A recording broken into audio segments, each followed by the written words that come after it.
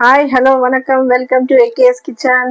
நம்ம இன்னைக்கு டேஸ்டியான சூப்பரான வத்த குழம்பு செய்யலாம். வாங்க வீடியோக்குள்ள போகலாம். என்னென்ன இன்க்ரீடியன்ஸ் பார்க்கலாம்.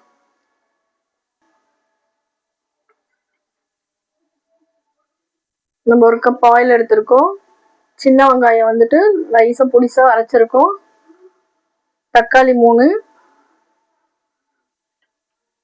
மிளகுத்தூள், தனியாத்தூள், அப்புறம் ஒரு 15 பூண்டு, அப்புறம் கொஞ்சம் அரைச்சது பூண்டு, கொஞ்சம் கறிவேப்பிலை, அப்புறம் இதில் மசாலா வந்துட்டு கொஞ்சோண்டு தேங்காய், ஒரு 4 பீஸ் தேங்காய், ஒரு 3 தக்காளி, கொஞ்சோண்டு சீரகம் போட்டு நல்லா அரைச்சிக்கோங்க. அதுக்கப்புறம் கத்திரிக்காய் கொஞ்சம், வெண்டைக்காய் கொஞ்சம். வாங்க நம்ம எப்படி செய்யறது பார்க்கலாம்.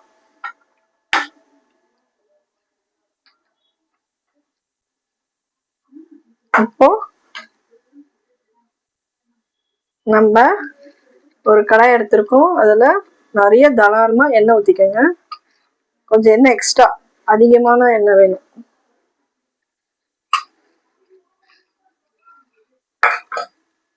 கொஞ்சம் எக்ஸ்ட்ரா எண்ணெய் ஊத்திக்கோங்க.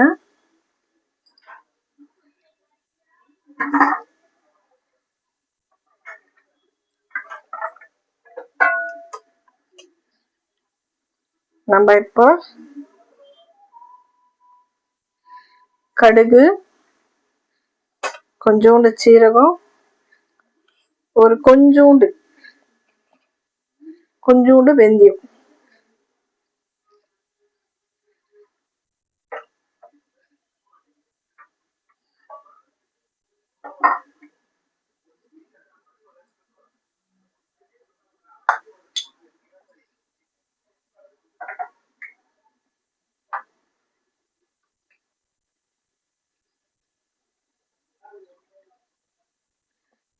கடுகு பொரியட்டும். நல்லா பொரிச்சு வரட்டும் கடுகு.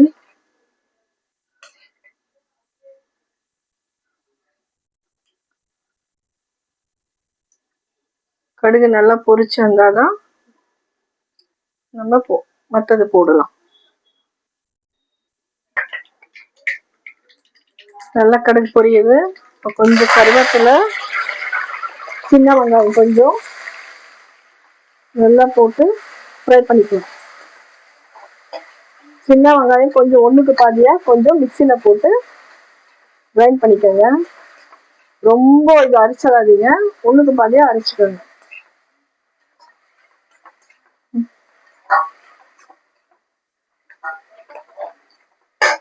பாருங்க, 1 2 அப்படியே இருக்கும்.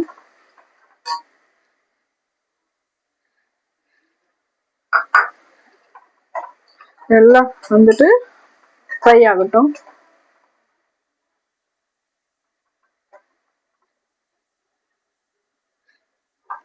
இது நல்லா ஃப்ரை ஆகட்டும். இப்ப நம்ம பூண்டு, இதேல பூண்டு போட்டுடலாம். ரெண்டும் ஈவனா ஃப்ரை ஆகட்டும்.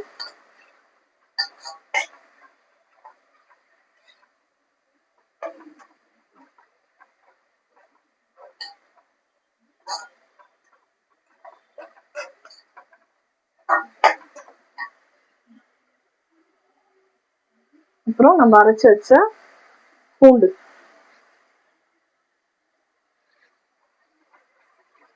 இது எல்லாம் சேர்த்து நல்லா ஃப்ரை ஆகட்டும்.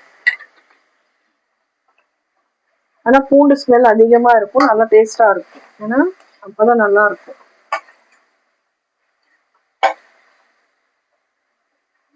டைஜஷனுக்கும் உடம்புக்கும் நல்லா ஆரோக்கியமா இருக்கும். ஏன்னா நான் பூண்டு அதிகமா சேர்ப்பேன் எல்லாத்துலயும். நீங்களும் சேர்த்துக்கங்க, ஹெல்த்துக்கு ரொம்ப நல்லது.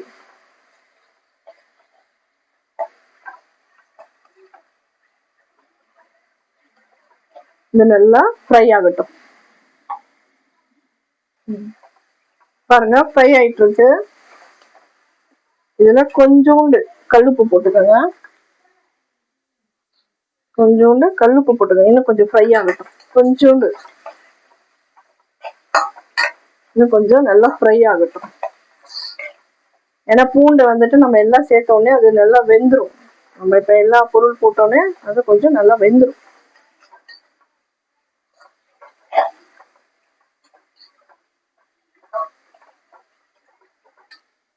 இதுல இப்போ கொஞ்சோண்டு பெருங்காயம் பொடி, ஒரே 2 சிட்டிக்கா போடுங்க, ஸ்மெல்லு வரதுக்குள்ள.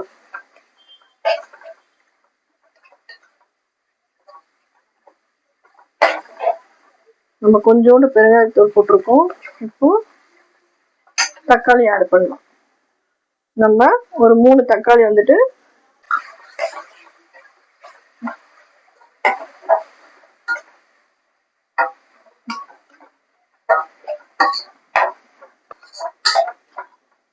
இது ரெண்டும் சேர்த்து நல்லா வதங்கட்டும். வதங்கனே ஆயில் மட்டும் தனியா பிரிஞ்சு வரட்டும், அது வரைக்கும் வெயிட் பண்ணலாம்.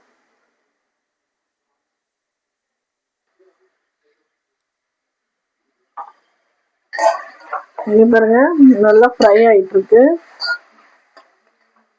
இன்னும் கொஞ்சம் நல்லா ஃப்ரை ஆகட்டும்.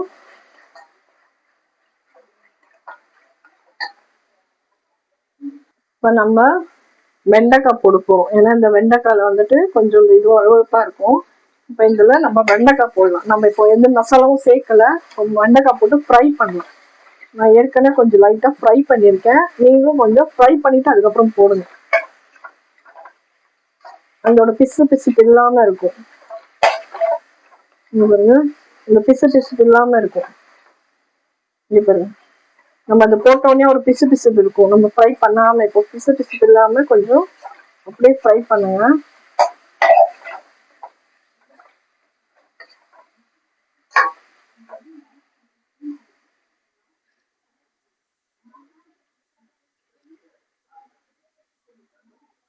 ஃப்ரை ஆயிடுச்சு வெண்டைக்காய். இப்போ நம்ம மசாலா போட்டுடலாம். இப்போ 1/2 டேபிள் ஸ்பூன் வந்து மஞ்சள்தூள்,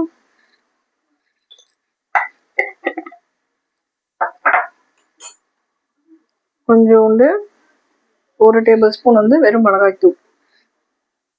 உங்களுக்கு காரம் எவ்வளவு வேணுமோ போட்டுக்கோங்க, அதிகமா வேணும்னா போட்டுக்கோங்க, இல்லைன்னா கம்மி வேணும்னா கம்மி பண்ணிக்கோங்க. நல்லா ஃப்ரை பண்ணுங்க. கொஞ்சோண்டு உப்பு, உங்களுக்கு எவ்வளவு தேவையோ அவ்வளவு உப்பு போட்டுக்கோங்க. கொஞ்சோண்டு ஒரு 1/2 டேபிள் ஸ்பூன் தனியாத்தூள், ஏன்னா கொஞ்சம் காரம் இருக்கட்டும் அதுக்கு.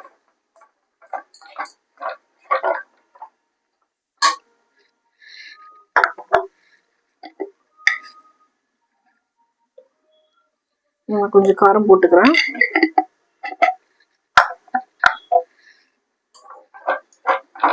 நல்லா மிக்ஸ் பண்ணிக்கேன்.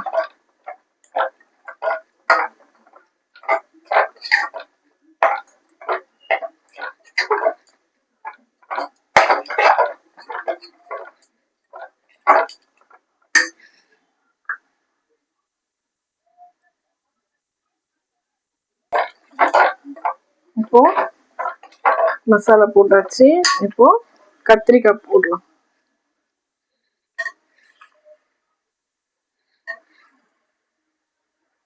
ஏன்னா இந்த கத்திரிக்காய் சீக்கிரம் வெந்துடும். நீங்க இந்த மாதிரி பண்ணி பாருங்க, நல்லா இருக்கும், டேஸ்டா இருக்கும்.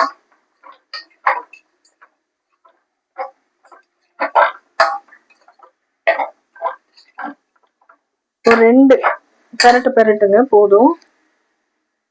இப்போ நம்ம இந்த ஸ்டேஜ்ல மசாலா ஊத்திக்கலாம். இந்த மசாலா வெறும் தேங்காய், 2 தக்காளி, கொஞ்சோண்டு ஒரு 1/2 டேபிள் ஸ்பூன் வந்து சீரகம். இப்போ இது போட்டு நல்லா நைஸா அரைச்சிருக்கும். இதை போட்டு நம்ம பச்சை வாசனை போற வரைக்கும் இப்படி கலந்து மிக்ஸ் பண்ணிக்கலாம். பச்சை வாசனை போற வரைக்கும் மிக்ஸ் பண்ணிக்கோங்க.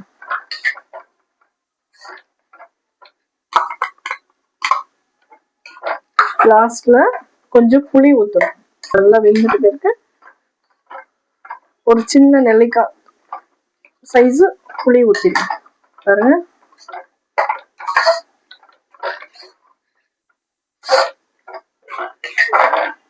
இதுல கொஞ்சம் எண்ணெய் பிரிஞ்சு வரட்டும், அதுக்கப்புறம் நம்ம தண்ணி ஊற்றலாம்.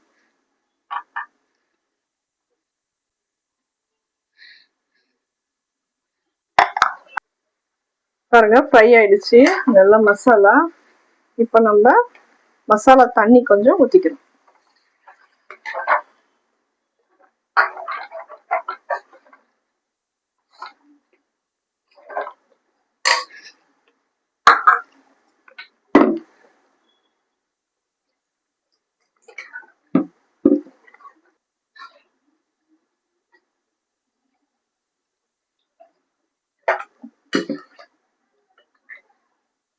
பாருங்க, ரெடி ரெடி ஆயிடுச்சு. அது நல்லா கொதிக்கட்டும்.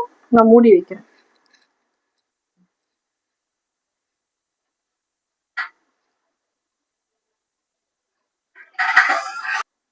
இப்போ நம்ம மூடி வைக்கலாம்.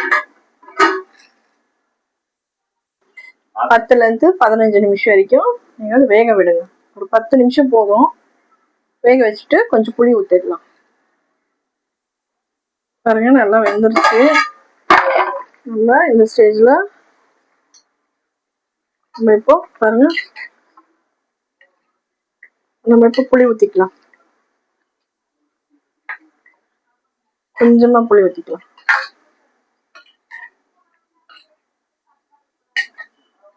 ஒரு 2 கொதி வரட்டும், ஆஃப் பண்ணிடலாம்.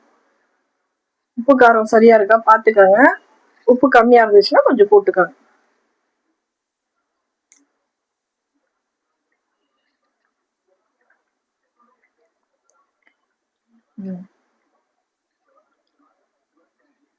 சூப்பரா இருக்கு.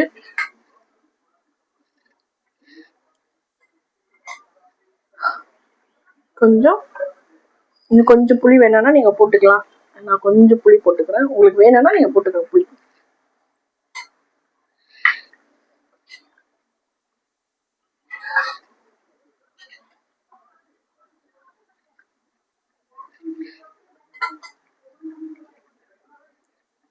அவ்வளோதான். கொஞ்சம் ஒரு 2 செகண்ட் அவ்வளோ முடியலாம்.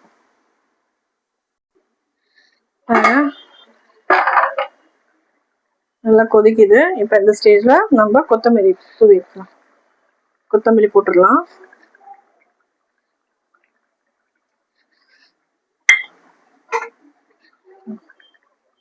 அவ்வளோதான், முடிஞ்சிருச்சு. ஸ்டவ் ஆஃப் பண்ணிடலாம்.